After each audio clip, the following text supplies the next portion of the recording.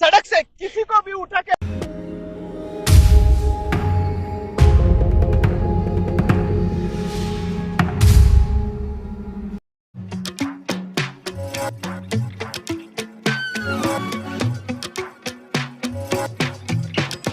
महाराष्ट्रातील एक असं ठिकाण आहे ज्या ठिकाणी आपल्या लाडक्या बाप्पांनी आपल्या असण्याचं सबूत दिले आहे. हे ठिकाण म्हणजेच ज्या ठिकाणी आपल्या लाडक्या बाप्पांनी पृथ्वीवरील पहिले पाऊल ठेवले असं मानले जाते. तर काय आहे याच्या मागची कथा आपण जाणून घेऊया.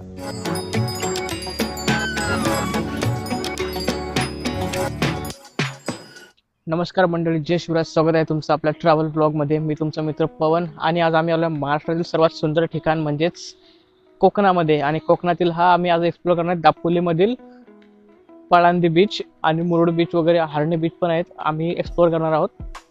सो काल रात्री आम्ही पुण्यावरून निघालोय 11:30 वाजता आणि सकाळी 6 वाजता पोहोचलोय.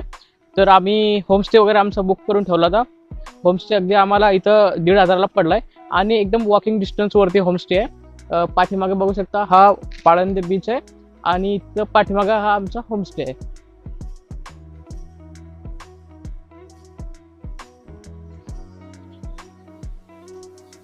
पुण्यातून आमचा प्रवास रात्री 12 वाजता चालू झाला. पुणे टू दापोली हा प्रवास साधारण 6 ते 7 तास एवढा आहे. सकाळी 5 वाजता आम्ही दापोलीमध्ये पोहोचलो. दापोलीमध्ये पोहोचताच आम्ही पहिला नाश्ता केला, कारण प्रवास हा ताम्हिणी मार्गे होता. त्यामुळे आम्ही रात्रीच जेवण थोडंच केलं होतं. नाश्ता करून मस्त गुळाचा चहा पिला आणि निघालो आपल्या होमस्टेकडे. दापोली बसस्टॉपपासून पाळंदे जवळजवळ 10 ते 15 किलोमीटर आहे. बसस्टॉपपासून पाळंदे जायला रिक्षाने 300 रुपये घेतात. रिक्षा करून आम्ही पोहोचलो पाळंदे येथील विठाठाई होमस्टेला.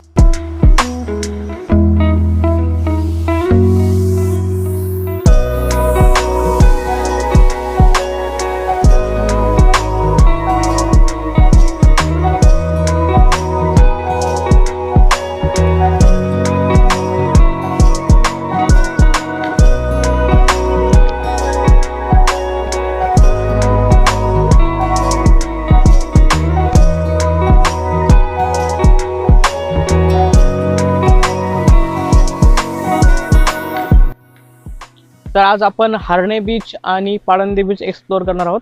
उद्या कर्दे बीच वगैरे आपण एक्सप्लोर करूया. परत इथं गणेश टेकडी म्हणून आहे ते आपण एक्सप्लोर करूया. आणि सोबतच आता मी आणि माझे 3 मित्र पण सोबत आहेत. सो ते थोडे बाहेर गेलेत, फ्रेश होत आहेत. आम्ही आता इथनं जातोय फिश मार्केटला. मार्केटमधनं मासे घेऊन येऊ आणि इथं मासे बनवायला देऊ. मासे पण अगदी ताजे किंवा फ्रेश मासे इथं आपल्याला मिळतात. तर आधी आपण फिश मार्केटला जाऊया, तिकडनं मासे घेऊया, मासे बनवायला देऊ. नंतर आपण आपला पळदे बीच जो आहे आपला हा पळंदी बीच आपण एक्सप्लोर करूया. सो चला. तर फायनली आम्ही आलो आता हरणे बीचवरच्या मच्छी मार्केटमध्ये. रूम पासून आम्ही म्हणजे जवळजवळ 2 किलोमीटर चालत आलोय आणि फायनली पोचलोय. आता बघूया कशी आम्हाला मासे मिळतात. ताजे ताजे मासे आलेत, घेऊया, बोली भाव करूया. आमचा भाव करणारा हा प्रथमेश साहेब आमच्या सोबत आहे.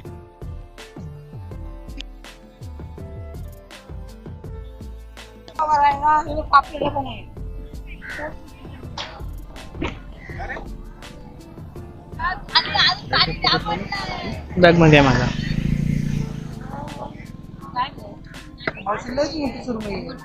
छोटी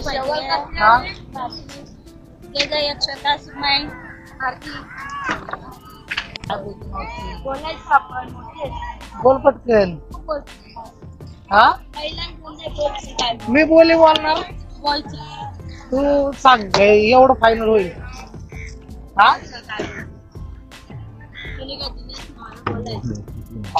1100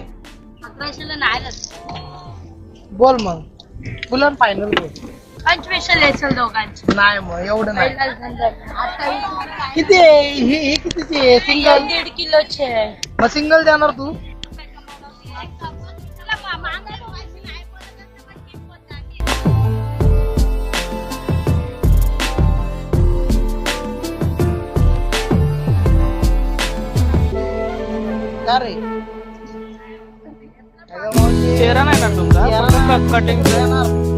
माणसं येतात. इथं येणार.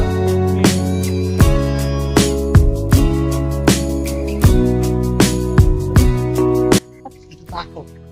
तर फायनली आम्ही घेतली आता ही सुरमई सुरमई हे प्रॉन्स. प्रॉन्स घेतलाय आम्ही. टोटल आमचा जो कॉस्ट झालाय एवढं भांडून शेवटी 22 रुपयाला आम्हाला त्यांनी 2 किलो सुरमई आणि दोन नाही, ती ऍक्च्युअल मध्ये 1.5 किलोची एक दीड- सुरमई म्हणजे- होती. म्हणजे तर आम्ही ते total- 2 घेतलेले आहेत. तर ते कटिंग करून आम्हाला 2.5 केजी पडलेली आहे. आणि सुरमई सॉरी हे आपलं प्रॉन्स काहीतरी 500 ग्राम आहेत. लय नाहीये पण आहेत. म्हणजे टोटल 3 किलो आणि ही आम्हाला पडले प्रॉन्स पडले आम्हाला 7 वाटे. किती? 5 वाटे. 5 वाटे हा. 22 रुपयाला. नाही 5 वाटे 5 600 वाटे रुपये 600 रुपयाला. टोटल 2200 सांगतो रे कॉस्ट हा. आपला. Total total 22. कॉस्ट आमचा 22 रुपयात झालाय. फुल आता जाणार बनवायला देणार. बनवायला आमच्याकडे 400 रुपये केजी. पर केजी आहे. 400 रुपये पर केजीचं रेट आहे. आम्ही जिथं राहिलोय तिथं विटाई काही होमस्टेला. हा. तो तर आता जाऊया आपल्या रोडनी. हा इथं होमस्टे, इथं गार्डन आहे आणि हे बघा हा पाळंदी बीच. हा इथनं रोड आहे आणि जस्ट आम्ही आलोय.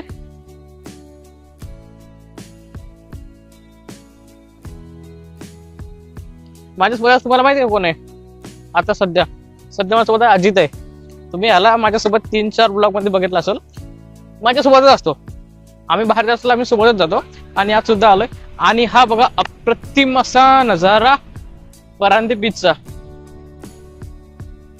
वो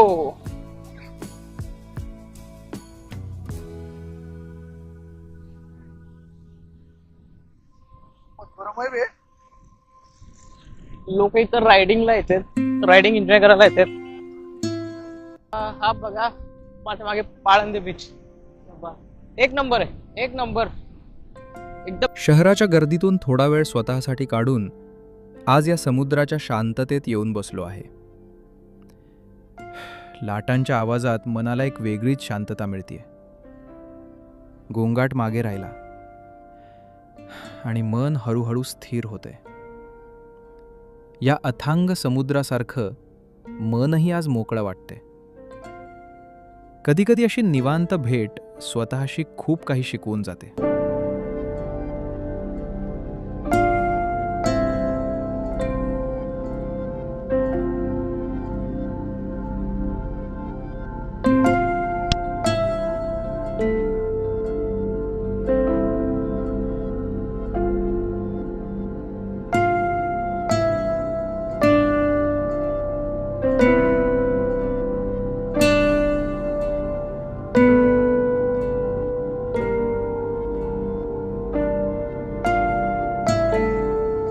मित्र, समुद्र आणि मस्त वातावरण. बीचवर बसून गप्पा मारताना वेळ कसा जातो कळतच नाही. लाटांसोबत हसणं आणि मजा सुरूच आहे. अशा छोट्या क्षणांमध्येच मोठा आनंद दडलेला असतो. आजचा दिवस खरंच खास आहे.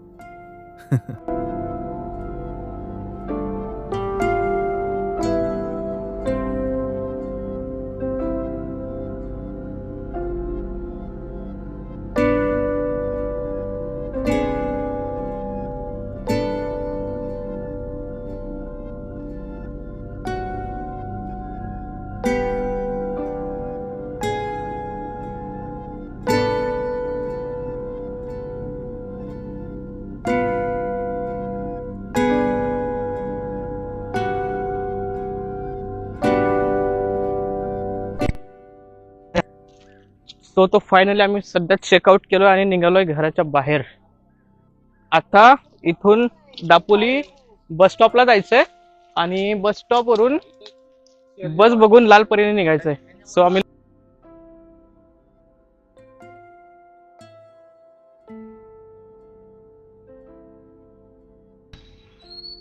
आता इथं पाडंद्याच्या बस स्टॉपला आम्ही थांबलोय.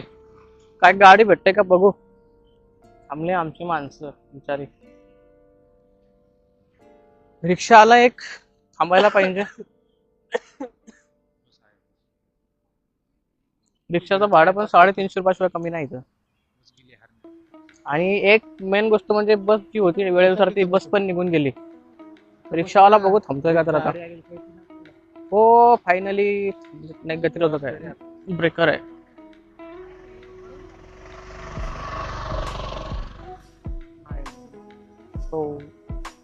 नो दोन्ही पण रिक्षा फुल भरलेले होते. नाही थांबले निघून गेले. एक आणखी एक आलाय बघू थांबतोय का तर. दापोलीत जाऊन परत ब्रेकफास्ट करायचा आहे आणि आर्यन माझ्यासाठी बालाजी वेफर्स घेऊन आलाय. बालाजी भेल भेल मुरमुरा.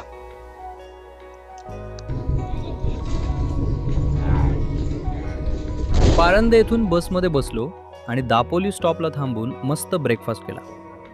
झणझणीत मिसळ आणि पावभाजी. खरंच इथली चव वेगळीच मज्जा आली.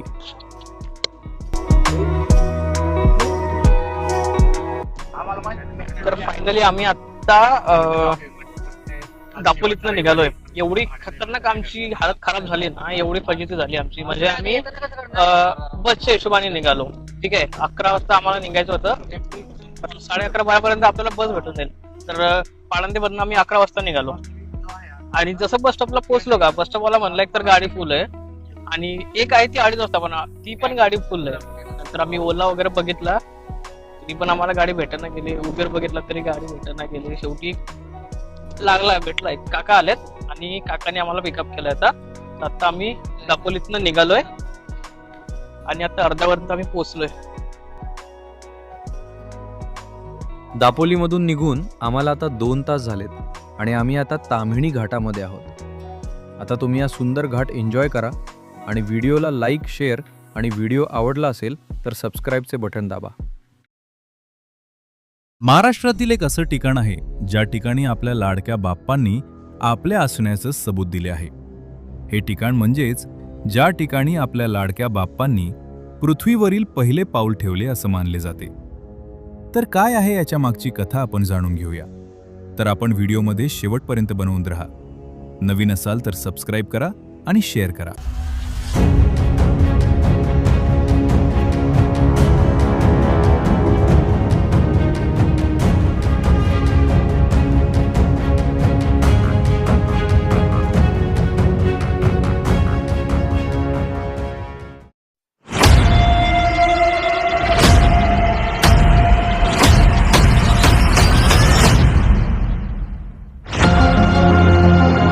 नमस्कार, जय शिवराय. कोकणच्या 3ऱ्या भागात तुमचं सर्वांचं स्वागत. आज आपण आलो आहोत दापोलीमध्ये आणि आपण आज लारघर अंजिर्ले आणि कडेवरचा गणपती एक्सप्लोर करणार आहोत. काल रात्री आम्ही पुण्यावरून निघालो आणि आमच्या प्रवासाची सुरुवात झाली ती म्हणजे हॉटेल चतुर्थीवरून. वैभवने आम्हाला संध्याकाळच्या जेवणासाठी इन्व्हाइट केलं होतं.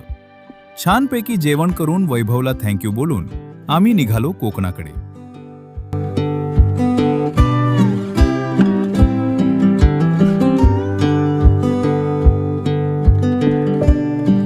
सकाळी 5:45च्या दरम्यान आम्ही अंजिर्ले बीचवरती जाऊन पोहोचलो.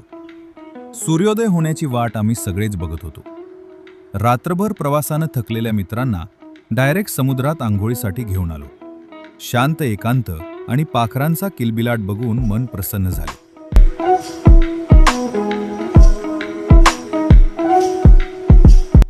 बीचवरती फिरून झाल्यावर आम्ही निघालो कड्यावरचा गणपती बघायला. या ठिकाणी बरेच बीच ॲक्टिव्हिटीज सुद्धा आहेत, ज्यामध्ये तुम्ही 100 ते 200 रुपयेमध्ये बाईक रायडिंग, 300 रुपये पर पर्सनमध्ये बोट रायडिंग सुद्धा करू शकता. अंजिर्लेपासून एक 500 मीटर अंतरावरती आम्ही गाडी पार्क केली होती. तिथून आम्हाला कडेवरचा गणपती मंदिराजवळ जायला पायरी मार्ग सापडला. साधारण 50 ते 70 पायरी चढून तुम्ही या टेकडीवरती पोहोचता. तिथून 500 मीटर पुढे जाऊन थेट मंदिरामध्ये जाता येतं. मंदिराला जायला 2 मार्ग आहेत. एक समोरून आहे आणि आम्ही ज्या मार्गाने चाललो हा पाठीमागचा मार्ग आहे, जो अंजिर्लेवरून येतो. ऊन जास्त असल्यामुळे जरा थकवा जाणवत होता, पण बाप्पाच्या दर्शनाला जायचंय या वाक्य पुढे थकवा नाहीसा झाला. उन्हाळ्यामध्ये ट्रेकिंगला थोडं इग्नोर करत असतो, पण अशा ट्रेकिंगमुळे आपल्याला स्वर्गीय आनंद मिळत असतो हे मात्र सिद्ध झालेच. पायरी मार्ग चढून झाल्यावर थोडीशी पायवाट लागली. ती आपल्याला सरळ बाप्पाच्या मंदिरापर्यंत घेऊन जाते आणि आम्ही आता पोहोचलो कडेवरचा गणपती या नावानं प्रसिद्ध असलेल्या बाप्पांच्या मंदिरामध्ये.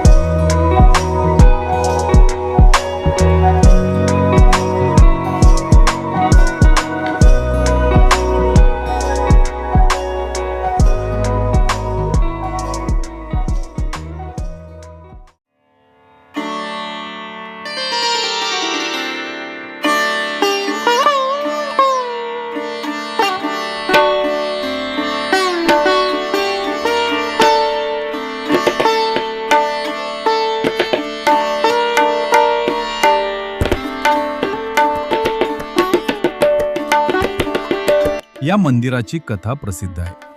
ती म्हणजे बाप्पाचं हे मंदिर आधी समुद्र किनाऱ्याजवळ होते, पण पावसाळ्यामध्ये आणि भरती ओहोटीच्या वेळी मंदिर पूर्णपणे पाण्यामध्ये असायचं. त्यामुळे मंदिर पूर्ण जीर्ण झाले. आता नवीन मंदिर बांधायचं, त्यासाठी योग्य ती जागा सापडत नव्हती. मग एके दिवशी स्वतः बाप्पा प्रगट झाले आणि समुद्राच्या वरती असलेल्या टेकडीवरती आपले पाऊल ठेवले.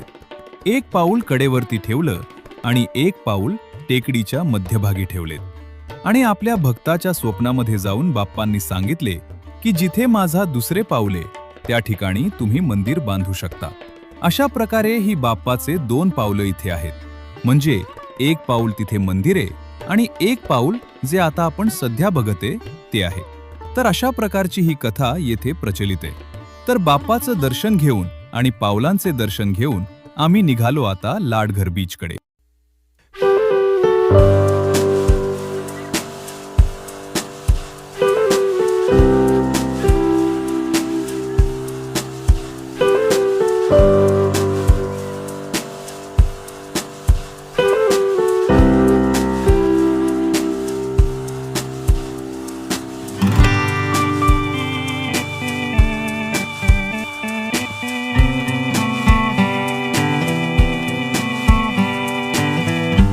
लाडघरला स्टे करून सनसेट एन्जॉय केला आणि दुसऱ्या दिवशी आम्ही परत पुण्याकडे निघालो. तर कसा वाटला हा व्हिडिओ, माहिती कशी वाटली कमेंटमध्ये नक्की सांगा. चॅनलवरती नवीन असाल तर सबस्क्राईब नक्की करा. चला तर भेटूया पुढच्या व्हिडिओमध्ये. तोपर्यंत कोकणातील 2 भाग तुम्ही बघितले नसेल तर आय बटनला क्लिक करून बाकी व्हिडिओज बघून घ्या. लाइव बना दूंगा सड़क से किसी को भी उठा के.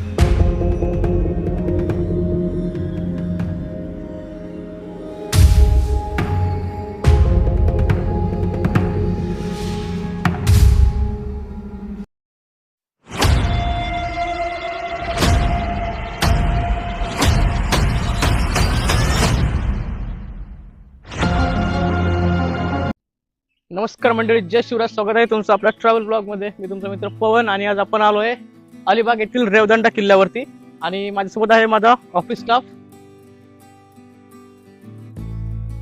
सो पहिला आम्ही रेवदंडा किल्ल्यावरती आलोय. रेवदंडा किल्ला जरा एक्सप्लोर करूया, नंतर रेवदंडा बीच आहे, बीचवर आपण एक्सप्लोर करूया. अलिबागसाठी आमचा प्रवास पुण्यावरून चालू झाला. आम्ही सकाळी 5 वाजता पुण्यातून निघालो. आम्ही खोपोली लोणावळा मार्गे अलिबाग जाणार आहोत. सकाळी 6 वाजता आम्ही लोणावळ्यात पोहोचलो. लोणावळामध्ये थांबून आम्ही पहिले पेट पूजा करून घेतली, मस्त नाश्ता केला आणि मग पुढचा प्रवास चालू केला. पण लोणावळ्याच्या या सुंदर घाटानं आम्हाला शेवटी थांबवलंच. 2-3 मस्त फोटो काढलेत, सूर्योदय बघितला आणि मग पुढचा प्रवास आपला सुरू केला.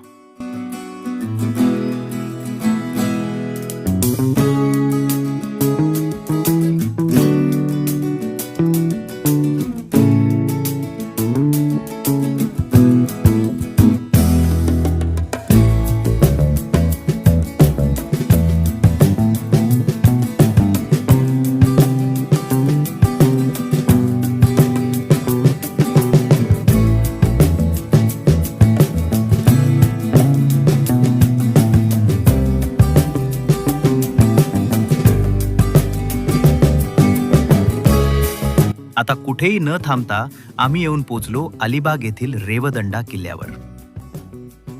कुंडलिका नदी अरबी समुद्राला जेथे मिळते त्या कुंडलिका खाडीच्या मुखावर असलेल्या रेवदंडा गावाचा उल्लेख थेट महाभारत काळात सापडतो.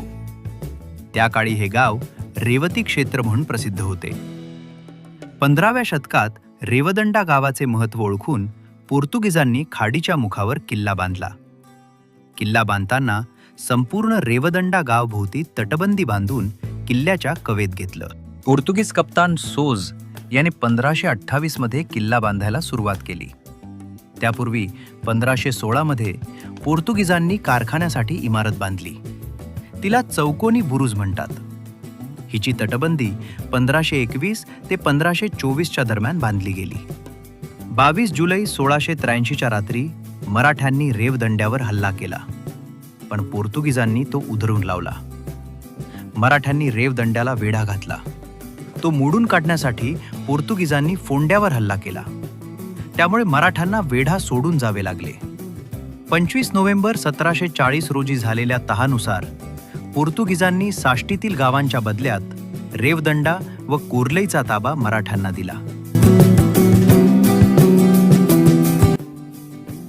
सातखानी बुरुज आणि किल्ल्याचा थोडासा पार्ट बघून आपण बीच साईडला निघालोय. म्हणजे किल्ल्याच्या ह्या साईडला, म्हणजे किल्ल्याची पूर्ण भिंतीची 5 किलोमीटरची आहे. म्हणजे पूर्ण समुद्राचा जो भाग आहे तो आपण या किल्ल्यावरून बघू शकतो. आणि किल्ल्याच्या बाजूलाच पूर्ण समुद्र बीच आहे, म्हणजे रेवदंडा बीच आहे. सो इथं ब्लॅक सँड आहे, त्यामुळे जरा ओके. पण ठीक आहे, आपण आता पूर्ण हा बीच एक्सप्लोर करूया. ह्याच्यानंतर आपण काशीद बीचला जाऊया, नंतर तिथनं नागावला जाणार आहेत. असं 2 ते 3 ठिकाण आपण आज एक्सप्लोर करणार आहोत. सो तुम्ही कंटिन्यू राहा आणि बघत राहा.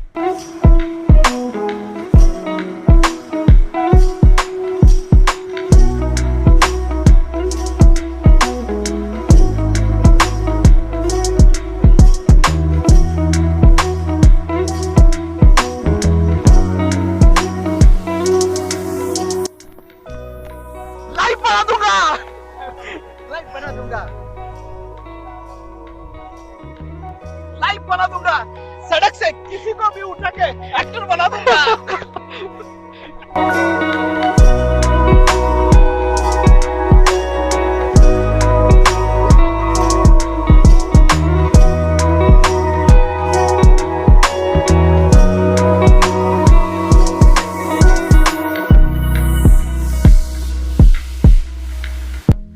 रेवदंडा किंवा अलिबाग या साईडला येतात तर स्पोर्ट ऍक्टिव्हिटी खूप जास्त आहेत. आणि जर तुम्ही नेगोशिएशन केलं तर तुम्हाला कमी किमतीत भेटू शकता. आता तर आम्ही बाईक रायडिंग केली तर 100 रुपये पर पर्सन, आधी 200 सांगत होता, आम्ही जरा भाव कमी केलेत.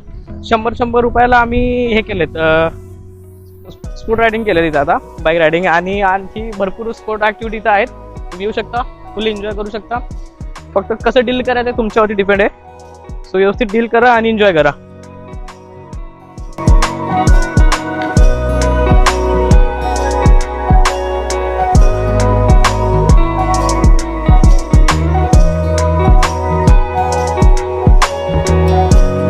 रेवदंडा किल्ला आणि बीच एन्जॉय करून आम्ही निघालो होमस्टेकडे. दुपारचं जेवण करून थोडा आराम करणार आहोत, कारण आम्हाला संध्याकाळी नागाव येथील बीचवर सनसेट बघायला जायचंय.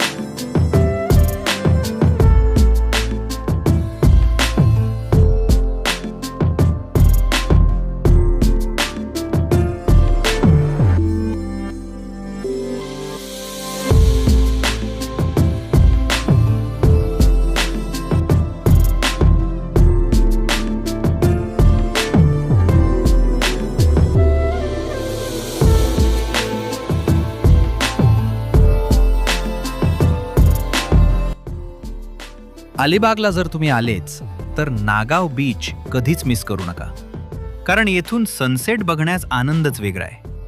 आजचा हा सुवर्ण क्षण बघून आजचा दिवस येथेच थांबून आम्ही परत होमस्टेकडे निघालो.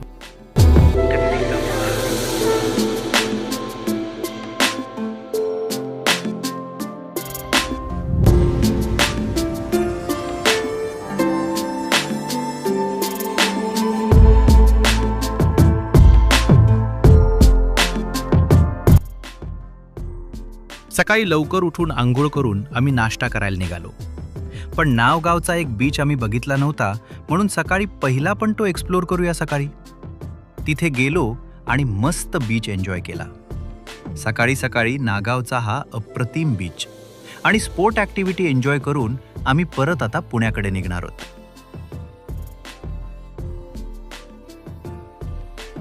सकाळी ब्रेकफास्ट करून लवकर आलेलो आणि इथली मजा तर वेगळीच. हा नागावचा एक मेन बीच आम्ही सध्या एक्सप्लोर केलाय आणि इथं 2 बीच आहेत. नागावला तिकडे जाताना हा एक 2 किलोमीटर लांब आहे, पण ओके एकदम मस्त बीच आहे.